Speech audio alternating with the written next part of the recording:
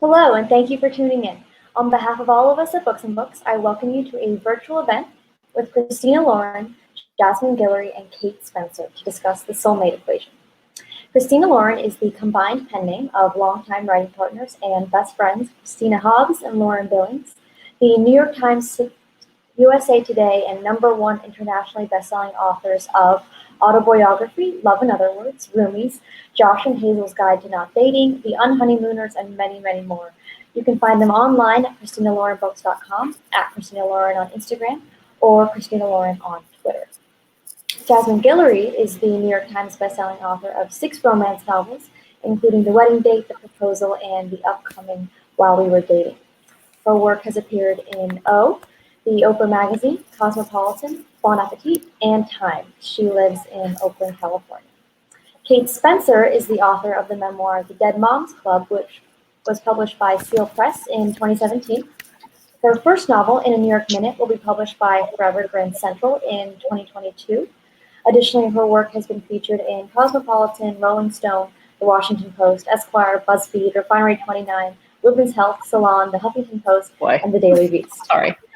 Previously, Kate worked as a senior producer, writer, on-air host at VH1, and she currently lives in Los Angeles with her family. Throughout tonight's broadcast, you're invited to ask questions by using the Ask a Question feature at the bottom of the screen, and you can order copies of The Soulmate Equation or any book by Christina Lauren, Jasmine, or Kate by pressing the green button below. We appreciate all the contributions and all the questions from viewers everywhere. And now, without further ado, I'll let these ladies get to talk. Thank you. Thank you for such a lovely introduction. Hi. And hi. There. Hi. Okay. I get to lead this conversation. And as I told you in an email a couple days ago, like when I sat down to write questions, I was like, oh, I got to be a moderator. And then I was like, I'm sitting down with like my 2 favorite authors, but 3, but you know, you become one on the book title. And I was like, I'm just gonna be like dork out in the way that I most sincerely want to, because this is kind of a fantasy. And I imagine for any readers watching, this is the combination of you 3 together is like it's a romance I'm writing in my head. Let's just say. So I would love, let's start first with Christina and Lauren. I want to know, and I think hopefully anyone watching has a sense of what the Soulmate equation is about. So I don't think we need like your elevator pitch, but what I would love to know is, what is the origin story of this book? Like, can you take us to the moment the 2 of you are texting? I don't know, you're in Paris. Like where were you and what happened when you were like, this is it? So I think it was in 2019, and we were both kind of obsessed with the Theranos scandal. Do you remember this scandal? It's this blood testing company up in the north. Yeah, Jasmine's like, oh, do I? I know. You know I was obsessed with it long before the book, and then I read the book, and Right? So the book that we're talking about, it's Bad Blood by John Carreyrou, and it's just this amazing nonfiction sort of recounting of all of the events that happened, that kind of just this crazy drama and like fraud with this company. And we just were kind of obsessed with the idea of like all of the power and excitement around a biotech. And obviously when we do it for romance, it's not going to be quite as dark, right? There's going to be like a fun version of this. And sort of at the same time, we had both done the 23andMe, genetic testing. And so we were like learning about our ancestry, which turned out to be way more boring than either of us had hoped. And like, but you get these updates that are like, you are likely to prefer savory snacks and your nails grow fast, and like based on your genetics. And it just got us thinking, like, wouldn't it be kind of fun to write a book where we look at matchmaking based on your DNA? And it just kind of all snowballed from there. So that was sort of how it all started. Yep.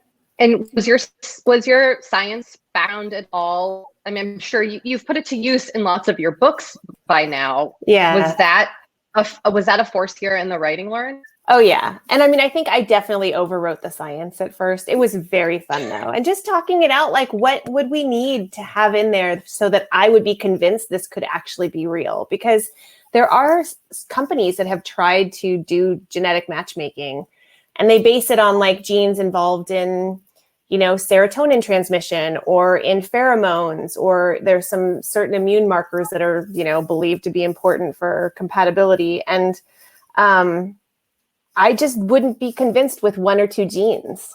Like we have a genome of 20,000 to 25,000 genes. Like if you're giving somebody a questionnaire with 20,000 questions and you're compatible on one question, to me, that doesn't spell soulmate. So I think we were like kind of having fun geeking out about like longitudinal studies of happiness in marriages and sexual attraction measures and how do patterns in our genes predict each of these things. So it was really fun. And then we had to take a lot of it out because it was boring. Well, and I'm not science, like I do not have a PhD like Lo does. And, but for her, sometimes books that are like based on some scientific thing that are completely like in no way possible, it ruins it for her. If there's not even like a squinch of possibility that it could be, so it was like walking that line where Lo was like, okay, but this is not possible, to like, okay, but what would we need to make it sort of like that, like you would possible maybe believe it? And so she's like the smart sciencey one, and I'm not. So I was there to be like, okay, I don't get this, but I did feel much smarter while writing it. You now have a PhD, is what I hear you say. Well, okay, you say a lot of interesting things. One, there is a genetic element in Jasmine's new book too. So like, and spoiler alert, in the book I have coming out. So I think it's like on everyone's minds right now. So Jasmine, I want to talk to you about your book and ask the same question. But also what you said that was really interesting to me is like, it's about there being a possibility. Like this seems impossible and yet it is. And that's kind of what I feel like all this genre is, right? Like it's that feeling of, this should be impossible. Yeah. But yet. So let's just transition over to Ben and Anna and just hear from Jasmine about where she was. Was she growing tomatoes? Can you tell I follow you all obsessively on Instagram? Doing yoga. Yeah, doing day 1500 of yoga. Jasmine, how did this, like, what was the spark for you for while we were dating? So Ben is the character in another of my books, in The Wedding Party, and he is he's sort of a side character. He's the brother of the hero in that book. And as soon as like I wrote him, I was like, oh, he's so much fun. Like I have to write a book about Ben. But like, Ben is very much a player. He's not in this for the long haul. And I really wanted a book for him where he would just sort of like meet someone that kind of knocked him over. And so then I kind of started thinking about who that person would be and where they would meet and how, and that's sort of how I figured out that it would be Anna, but like my initial, I had an initial synopsis of the book, and then everything kind of went sideways because my original plan had been to start, I went to a writing retreat last March. My plan was like to start, really outlining it then, and then I would start writing it at the beginning of April. And then the day I got to the writing retreat was like that day that the world fell apart. And I did nothing like the entire time I was there. I was like, how am I like, how do you write how do you write right now? Anyway, write romance in the middle of this, and how am I supposed to write something about like the contemporary life when we don't know anything? So I did not start writing a book for a while, but like in the, I thought about a lot of other things like in that process, and then I guess their story changed a lot, but they themselves, I think, were a lot of the same people who I kind of thought of from the beginning. It's so good. I'm very lucky to have gotten to get a sneak peek. I love them. This brings me to my question. Before we got started, we were talking about, Lauren was saying how much she adored these two characters in your Jasmine, and I'm curious, I always go through a grief period when I finish reading a book because I mourn these people that I've left behind. How do you say goodbye to your characters? Like, is it devastating when you're done with them? Are there characters who you were like, good riddance, I never want to write you again? What has that been like for, I mean, let's say for these two of your most recent books, what has that experience been like? I mean, we spend more time with them than a reader does, right? Like, we spend way more time drafting than it takes to read it, hopefully. I mean, if we do our job right, you read it faster than we write,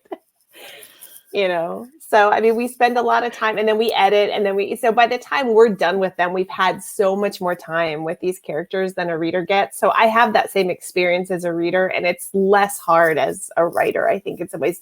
But that said, the ones that are really fun to write, you always feel like maybe there's a little bit more you should have done with them. And sometimes, you don't get to, or you think of that too late, or, Mm-hmm. Yeah, I mean, I think also, like, I had a lot of fun writing while we were dating. And in many ways, like, it was, especially like last summer, I would say it was kind of the thing that kept me going during kind of the hardest part of the pandemic. And so when I turned it in, I kind of felt like, what do I do now? Like, I don't know how to be a person like living through a pandemic when I don't have this book to like think about and work on every day to keep me going. And so then when I got edits in, I was like, oh, yay, I get to work on this again. So then finally when I turned it back in, I had to like start working on something else so that I had, something else to keep me busy, I think. Because there was a little bit of a grief cycle for me in like, okay, I'm done now. I can't like work on it anymore.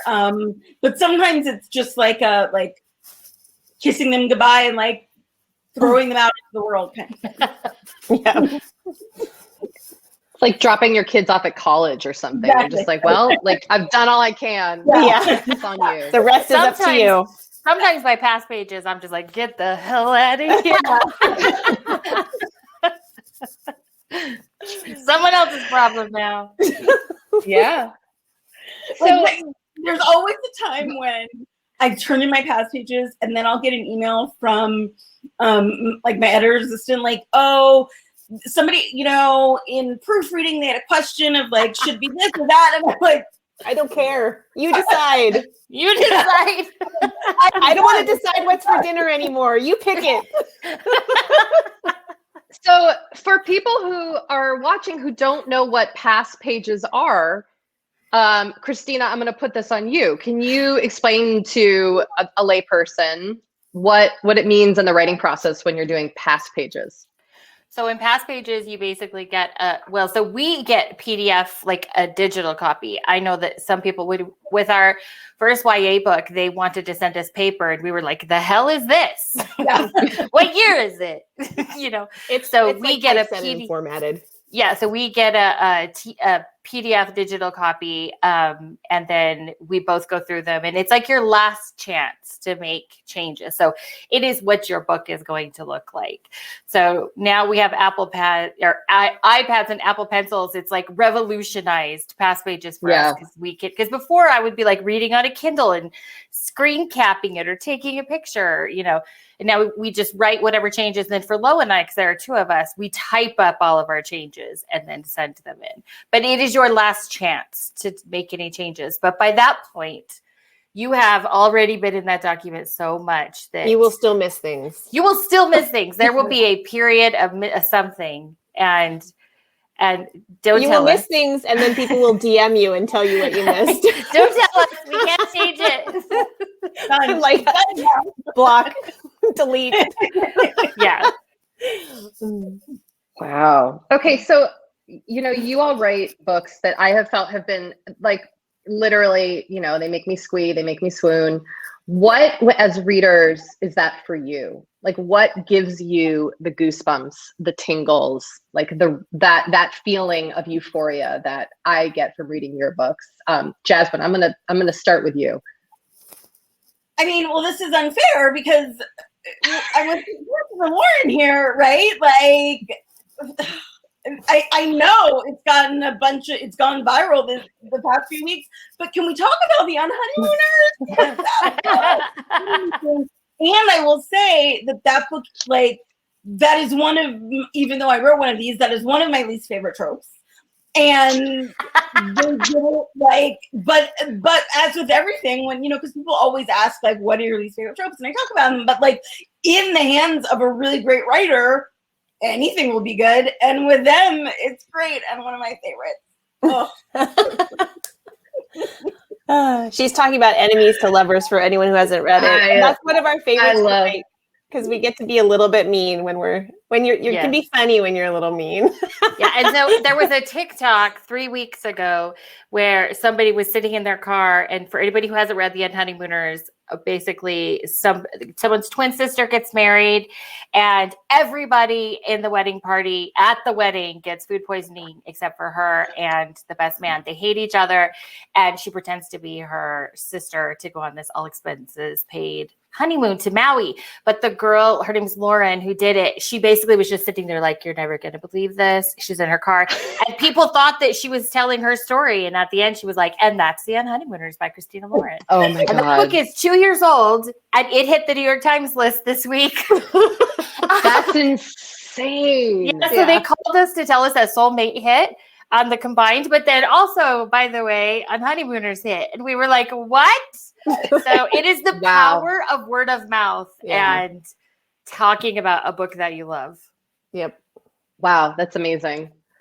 Do you all have a trope that makes you feel swoony inside, not just as writers, but as readers? I love reading that unrequited crush that you had been in love with, like as a teenager, and you just like couldn't get over them. And then you run into them and you're like, your life is together or it's not, but whatever, they see you differently. They see you as a grown up, and then you get to like catch feelings, and it's amazing. I love that. I will read every single one of them.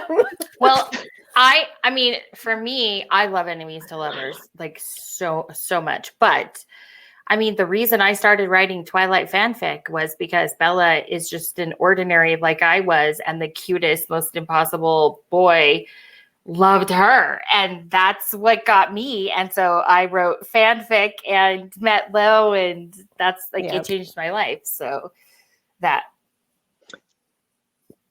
Well, one of my favorites is famous person falls in love with non-famous person. So, and I mean, I love them all.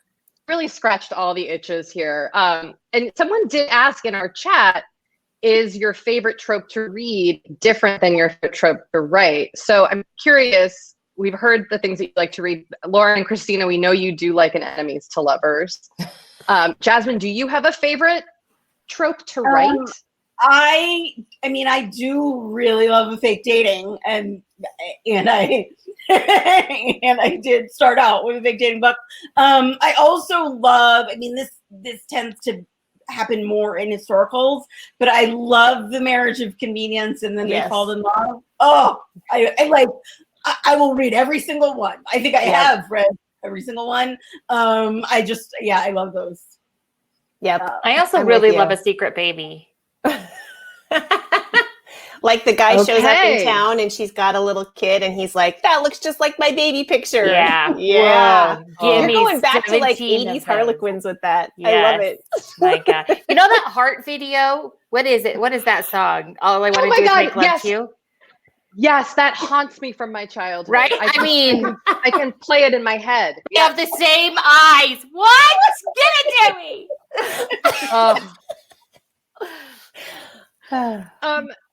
I got a little excited.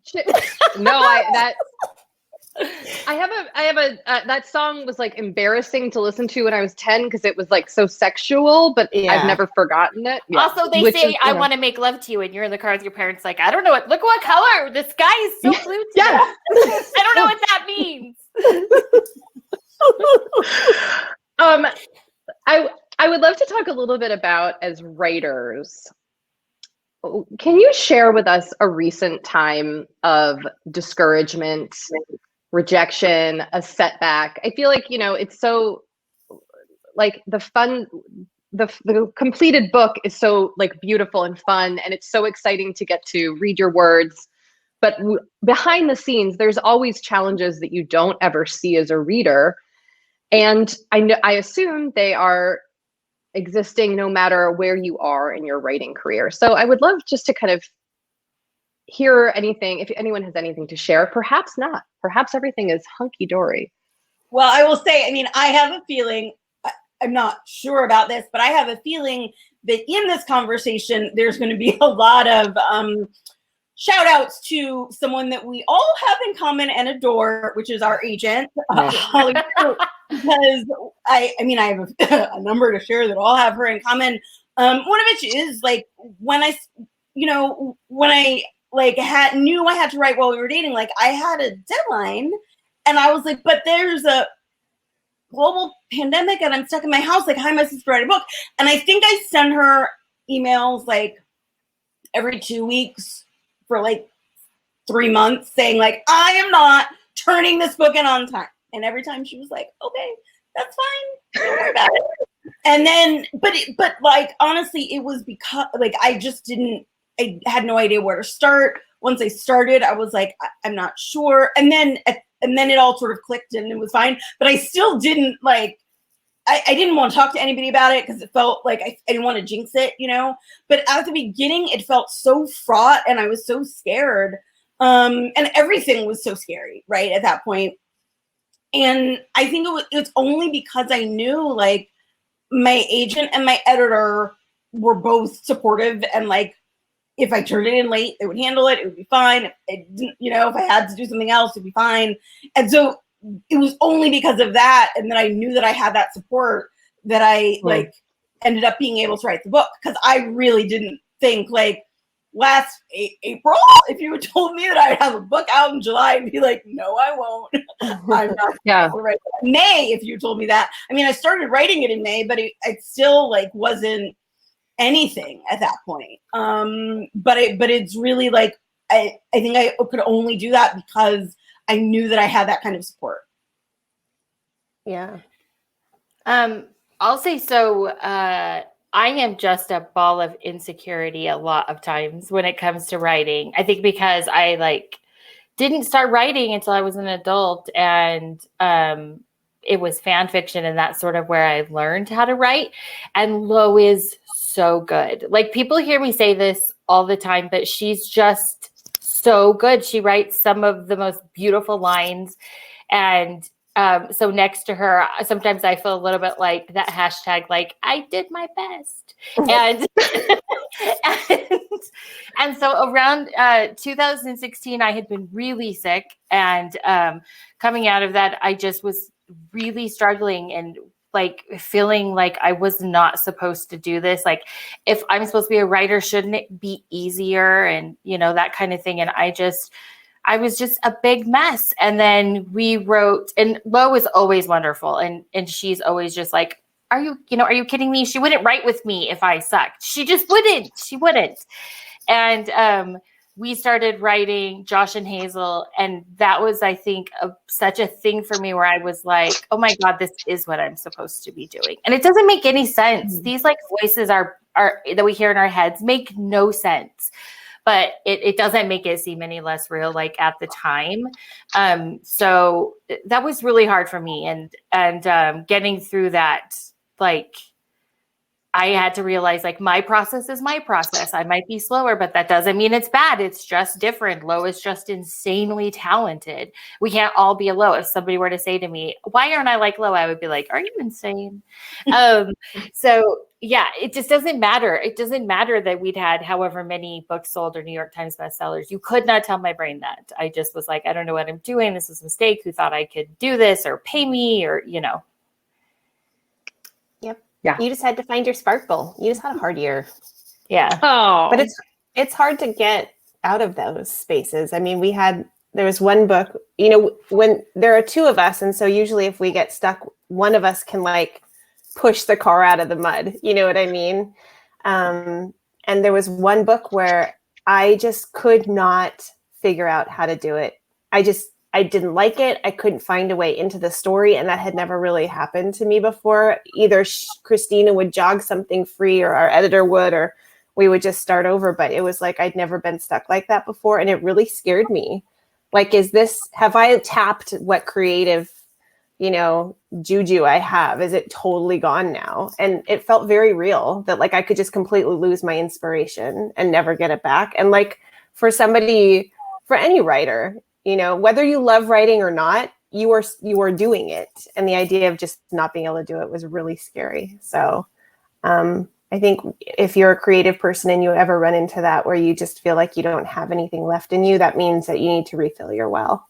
Mm-hmm. Or do something different. For me, it was like writing with the Apple Pencil because it will transcribe it, or using apps that like give you chunks of focused time, or recording it on voice memo and coming back to it later. Just like whatever, handwriting, whatever it is to get you away from that blank page, like staring at you in the face. Yeah.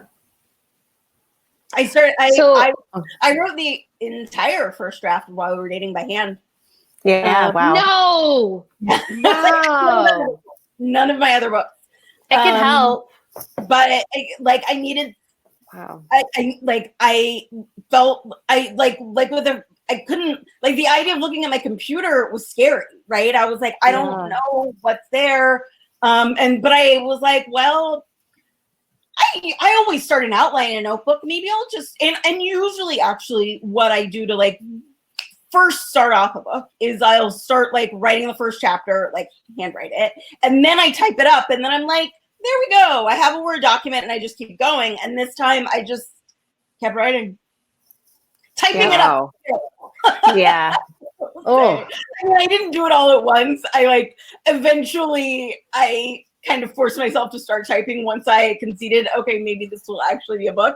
But I did not do that early enough in the process. So I was like still handwriting as I was typing stuff. Oh my gosh.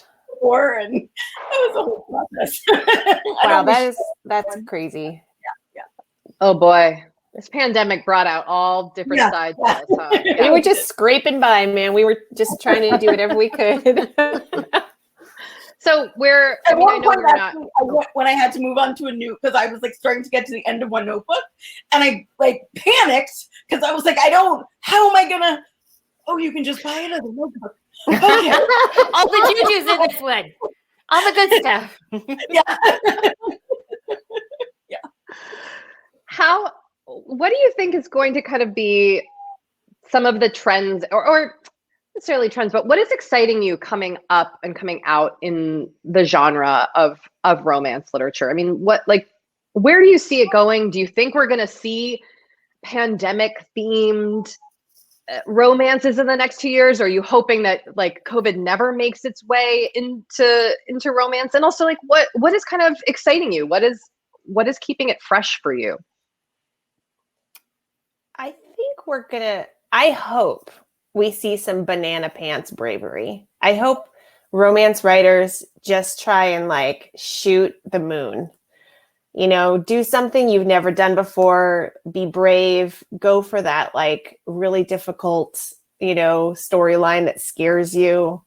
I hope we get some really big, brave stories coming up. I don't know that I as want to read about pandemic love yet. I mean, I don't know if anyone will. Yeah. But maybe we'll want to pick up a story where they met in the pandemic and then we catch them a few years later, because we can all relate to that, and then we just don't have to live in that space some more. But I mean, I definitely think, because I think somebody asked me that the other day, like, are we just going to ignore the pandemic ever happened?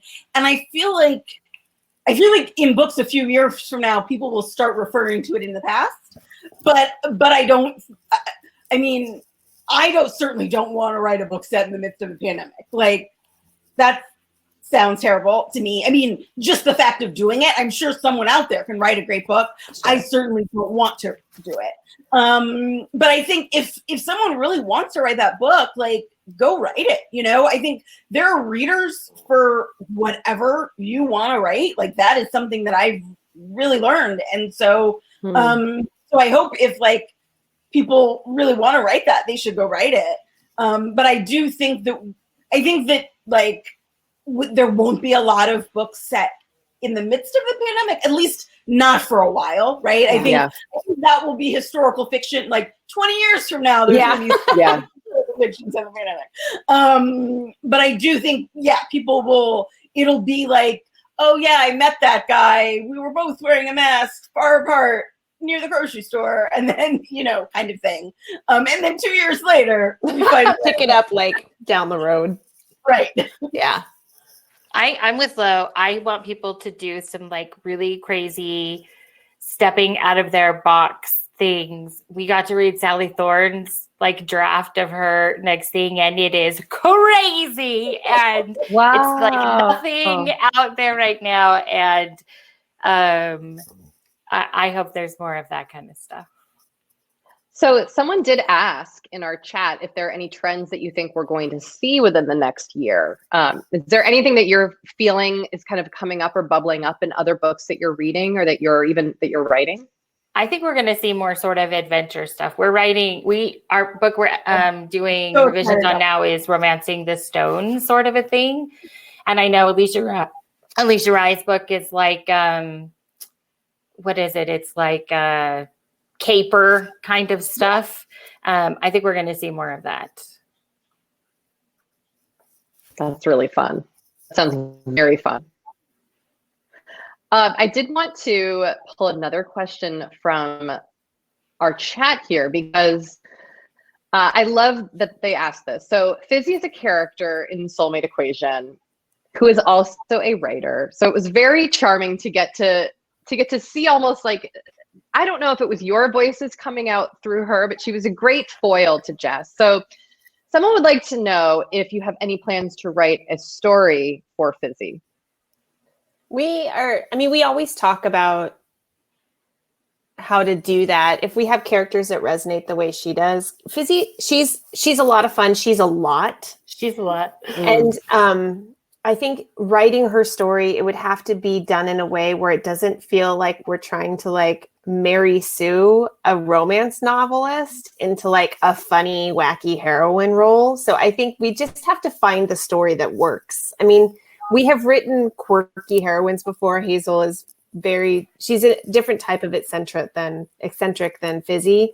It would just be about like how to do it and make it feel authentic and fully realized. It's really easy to write the funny, wacky best friend because you don't have to get into their head, right? They're just there to be like you said, the foil or the voice of reason or whatever. So I think we're talking about it, but it's like tricky.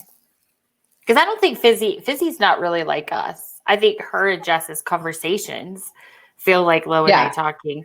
But we aren't necessarily like writing down. I mean, we do tell people that we like call dibs on things they say, but we aren't quite as, out there as Fizzy. Right. I mean, she's literally in a coffee shop observing and writing and catching.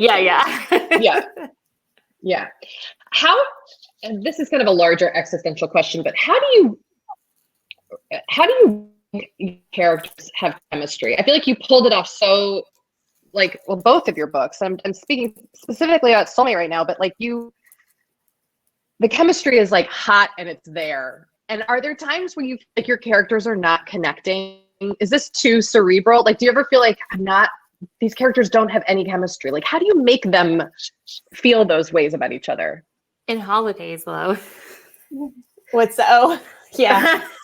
We had a different hero for Holidays, and they just were like we were writing Theo as the hero, and then May just kept like looking at Andrew. Like we just Andrew was like, he was like, hey, I'm trying to be cute. Look at my dimples, I'm being cute. And it was just like we had to kind of start over because he wasn't. So I think if it happens, then you have another option, hopefully. I can't think of a time where we've dealt with that. Though. Yeah, you got a brother back down the stairs.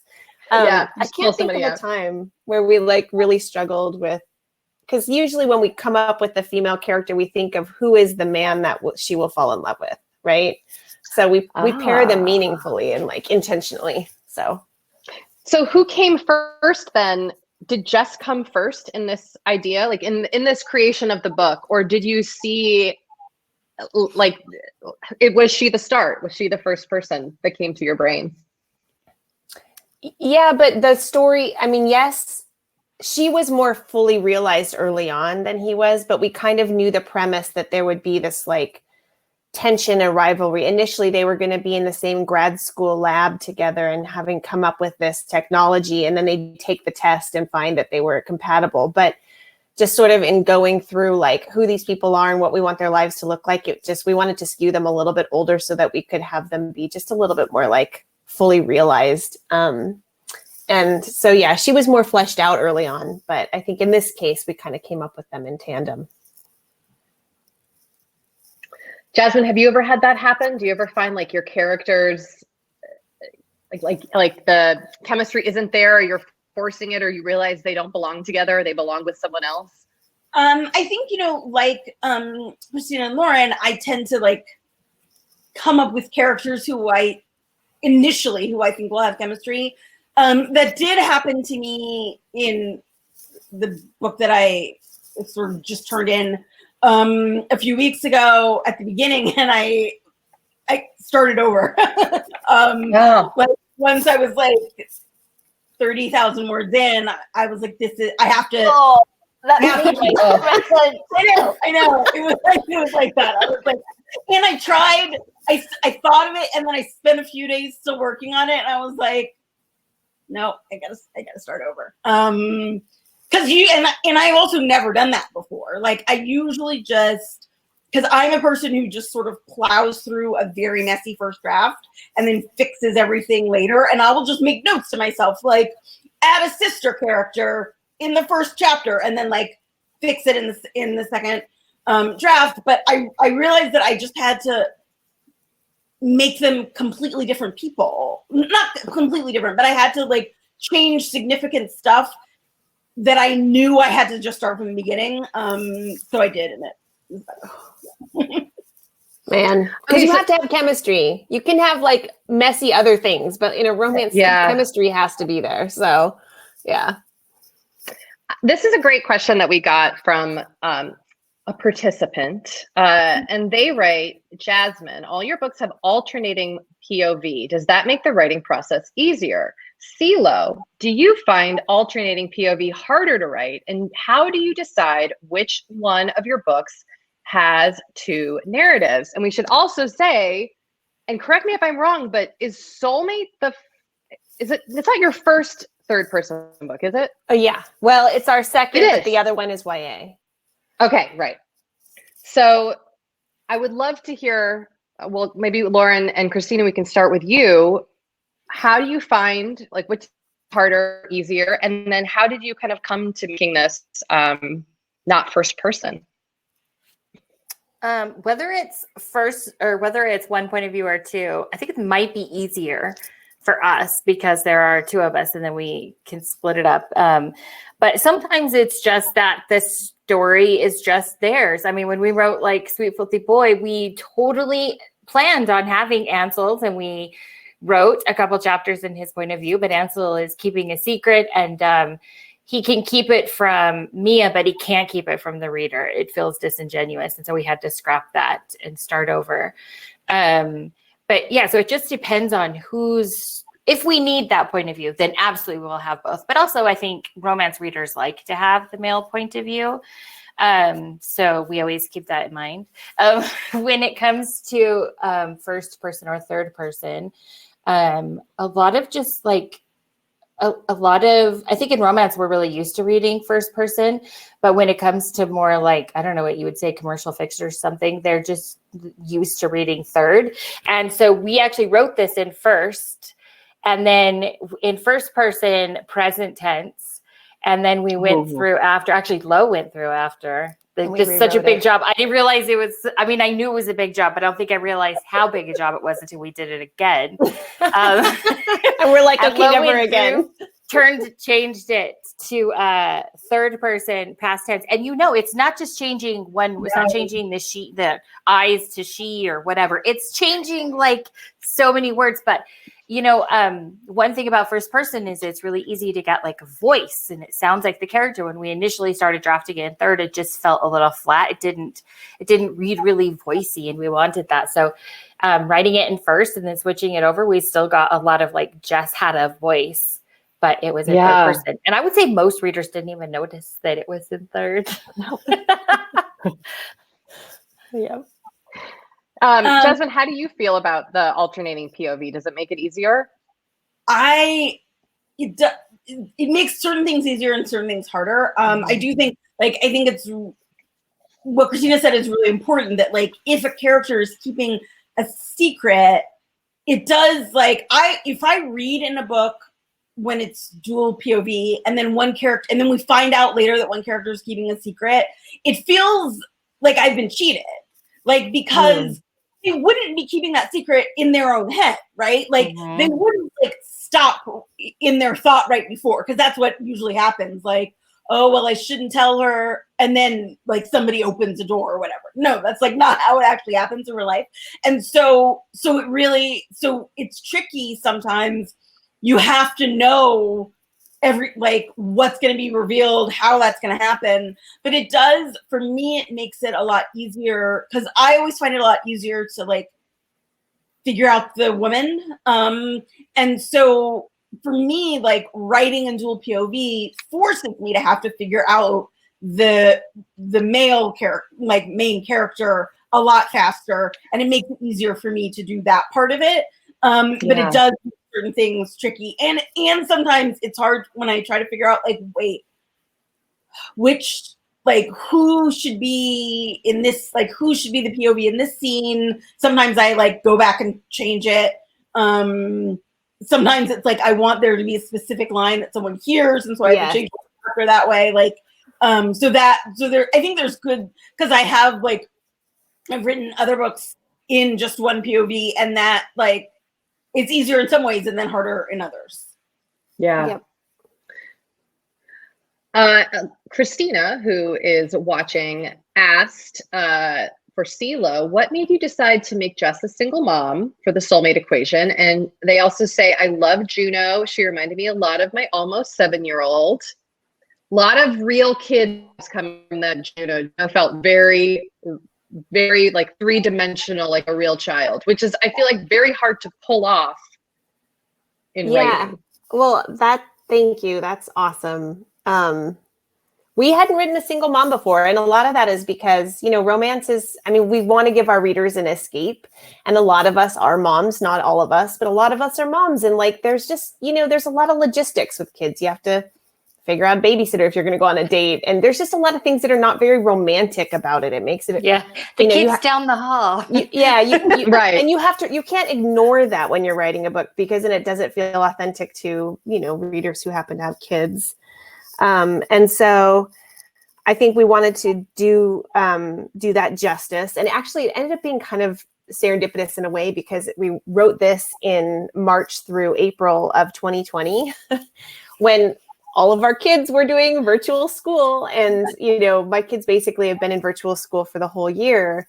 So for Jess, a lot of her struggle is finding the balance between self-care and being a good mom. And this is a lot of her, the things that Fizzy is pushing back on. You can't deprioritize yourself because you have a daughter. She needs to see you living a life for yourself as well. And so us having this sort of, all of us being in the house together and having these pressures too, it made it very real to think about those things. And how does a mom find balance in that way? And also Juno was just really fun. She's very clever and sweet and cuddly. And my kids were, they're 11 and 14. So it was nice to at least remember what it was like to get cuddles. So I don't know, it was fun. Aww. It also was really fun to watch River sort of fall in love with her. Mm-hmm. And Juno fall in love with River. So yeah, that's a trope I love. Now that's a trope I love. Yeah. Oh. one thing that I find actually that.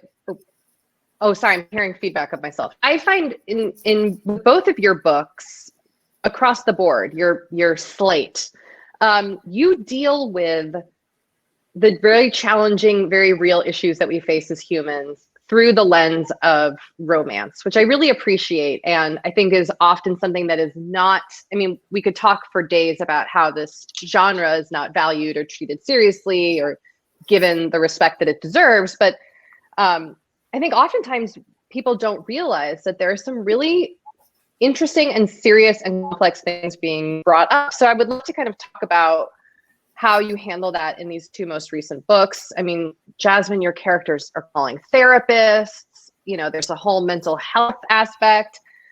In Soulmate Equation, you've got dealing with a parent who's an addict. I mean, these are really these are heavy, real things that don't take away, or if anything, they add to the connection that these characters have. So can you just talk about a little bit about how you make that choice, how you handle that as a writer? Jasmine, let's start with you.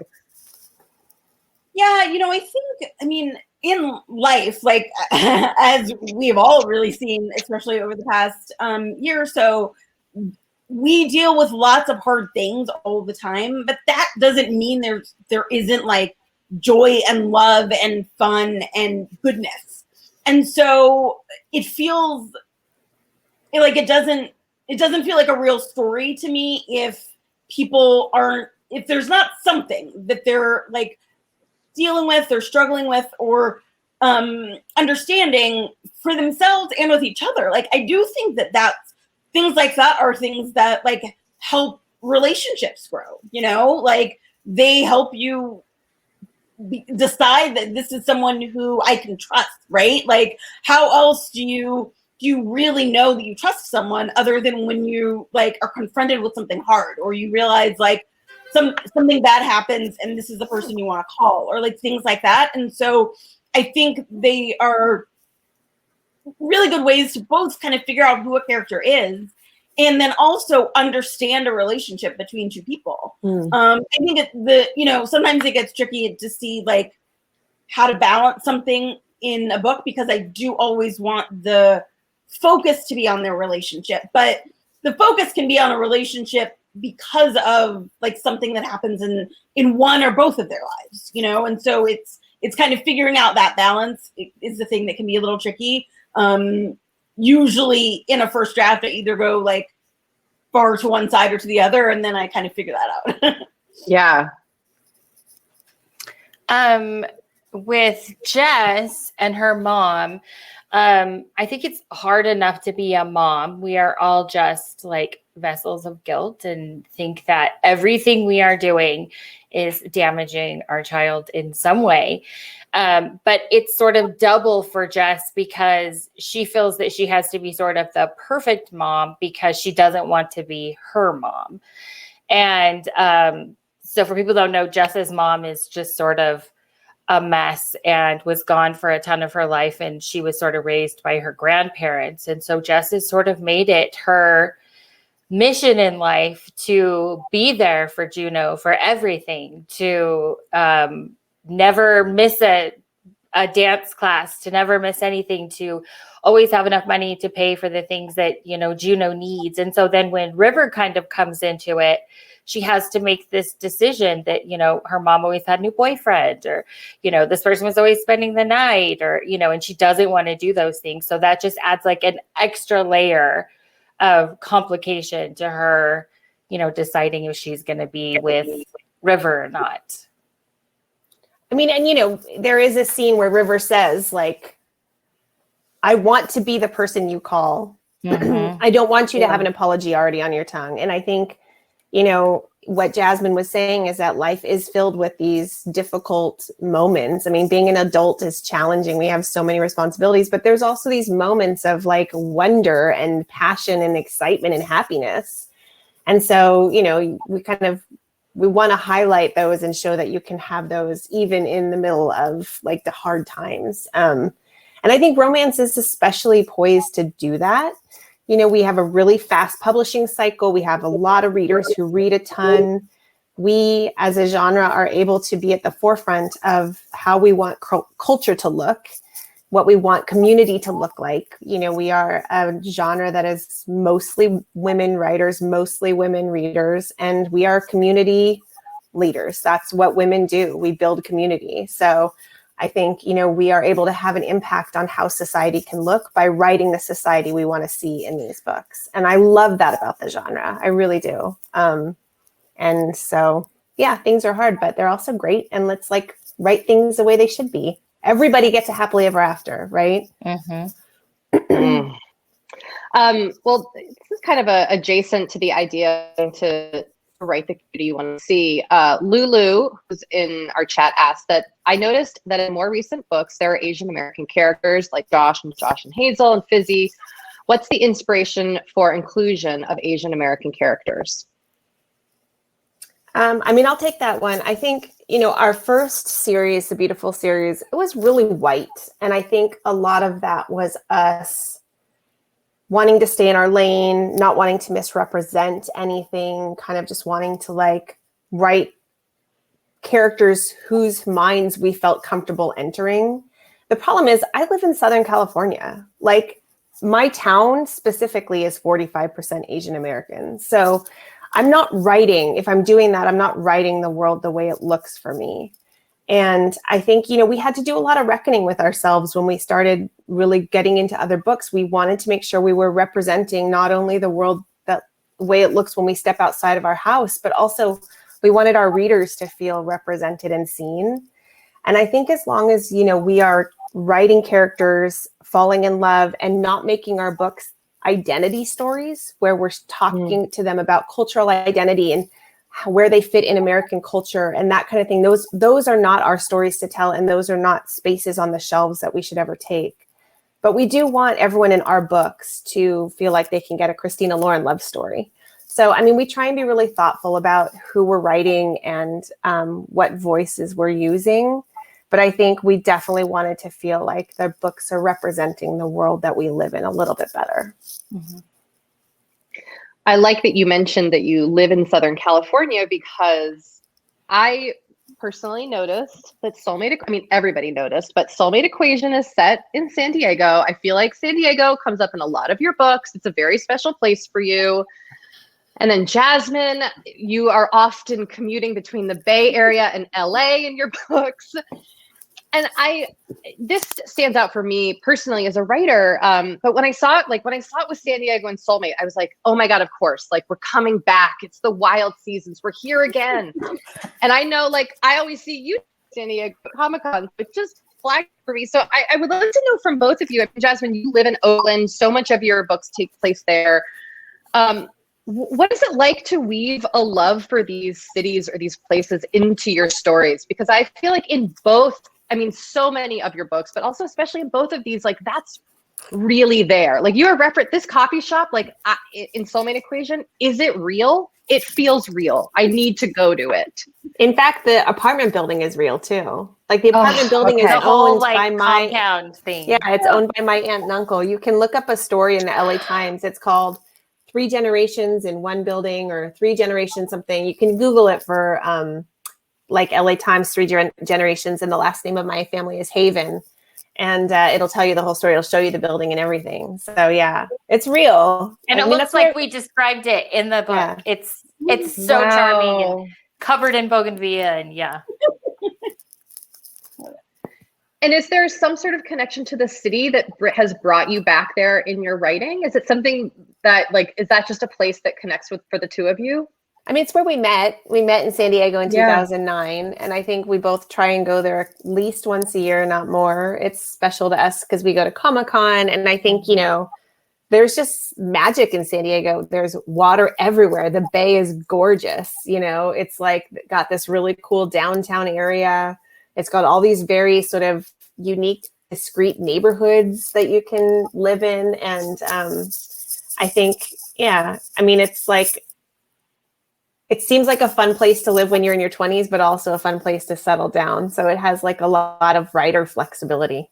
And I'm the only non-Californian here, but I lived in San Diego when I was very little. My real dad was in the Navy, so I lived there for like a year and a half. And I always joke that I've been like trying to get back my whole life.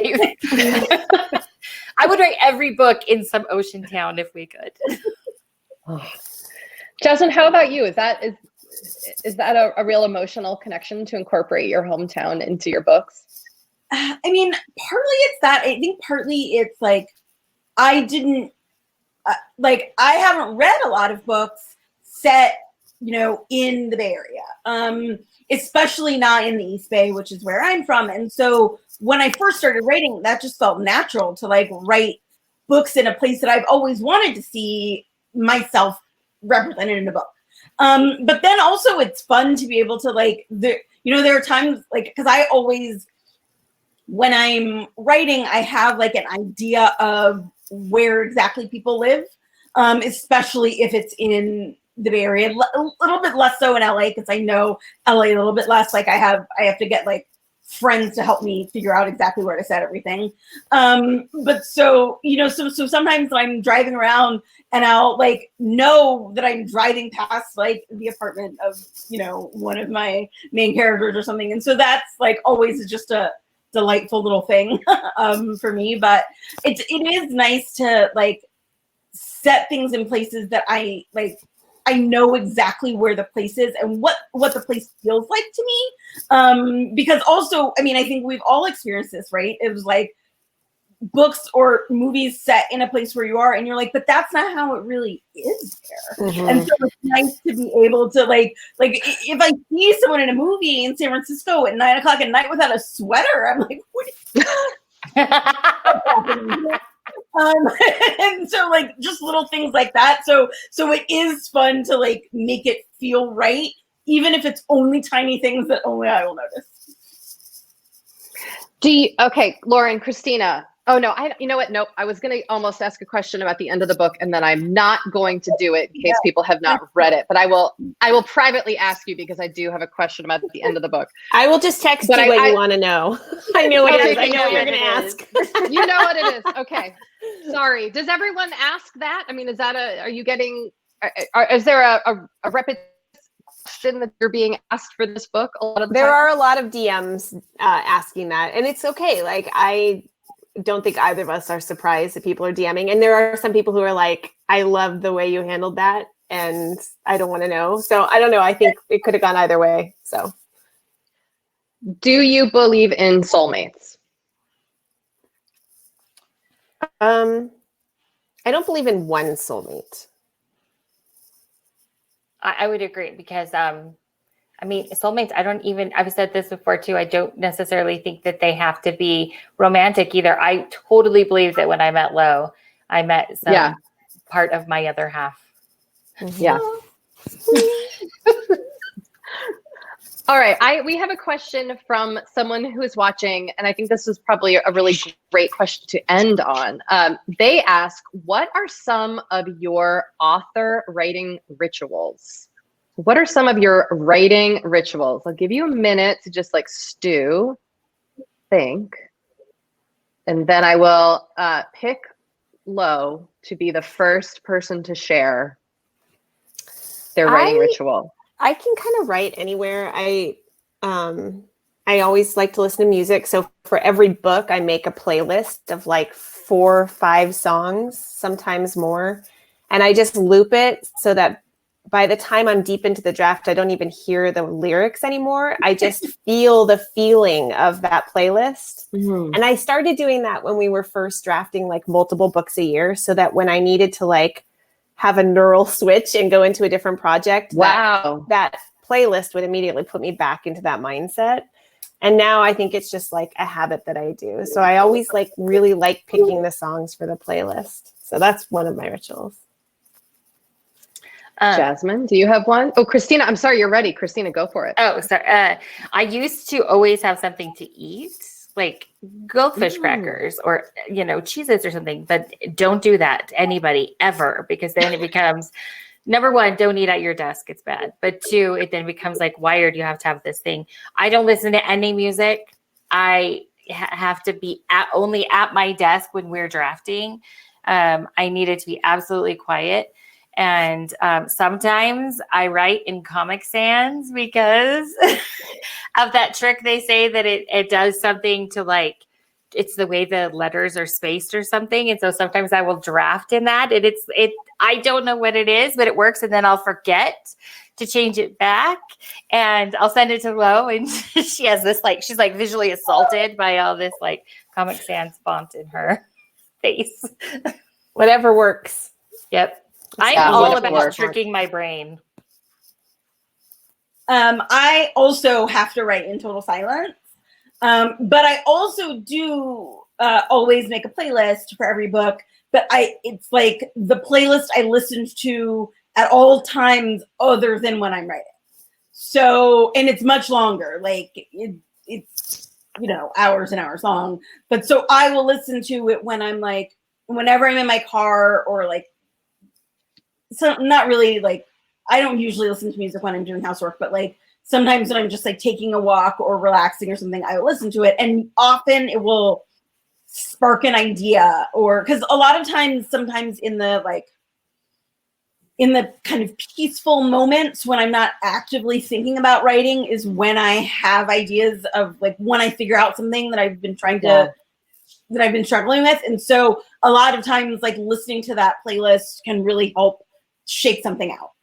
So I always do that kind of at the beginning of a project, usually often before I've even started writing, I will start it once I'm kind of figuring out who the characters are and what the situation is and all of that. And then I kind of keep adding to it as I keep writing. Well, I mean, I think that's a lovely note to end on. This has been a real personal pleasure for me to get to sit and just pick your brains and hear about these books that I've loved so much. So thank you all for doing it. Thank you, Kate. Thanks. So great. You are. We love you. Listen, anytime any of your books come by my desk, it's like I can't even explain the sensation it gives me. And I'm sure there are other people watching who feel it. So my gratitude to the three of you is immense as a reader. Well, I need a copy of yours. It's called In a New York Minute. Is that what it's called? Oh, yeah. Yeah. You need to send that my way, lady. I will when the galleys are out. I will make sure you all have one, and then I'll have a panic attack after. Well, thank you so much. Thank you so much, Kate. You are a wonderful moderator. Oh, you're so nice. Thanks for having me. And thank you, Jasmine, for joining us, and of course, Christina and Lauren. Thank you so much, and we're so excited for the Soulmate Equation. If you guys haven't, everyone in the audience, if you haven't ordered your copy yet, please do so by clicking the green button below. We have really cool art prints that come with your order if you order from Books and Books. And go ahead and pre-order your copy of While We Were Dating, Jasmine's new book coming in July, and of course, Kate's book as well. Yay. Thank you guys for joining us. And thank you so much for hosting. Thank you so much. Bye. Thank you. Bye, guys. Bye.